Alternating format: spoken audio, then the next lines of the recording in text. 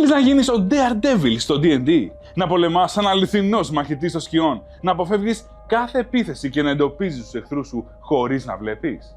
5 level Monk με Warrior of Shadows subclass, απόλυτος έλεγχος στις σκιές και εξαιρετική ευκαινησία.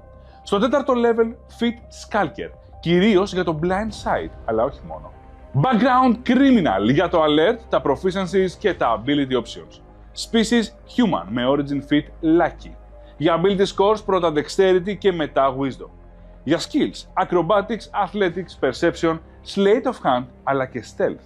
Και πολύ σημαντικό Grappling Hook, για να κινείσαι ανάμεσα στις στέγες της πόλης όπως ο αληθινός Daredevil.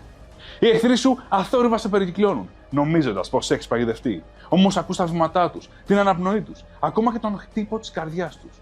Πριν προλάβουν να επιτεθούν, εξαφανίζεσαι στις σκιές. Μία στιγμή αργότερα, ένα δυνατό χτύπημα ρίχνει τον πρώτο κάτω. Ο δεύτερος κάνει πίσω, αλλά είναι ήδη αργά. Η δικαιοσύνη είναι τυφλή.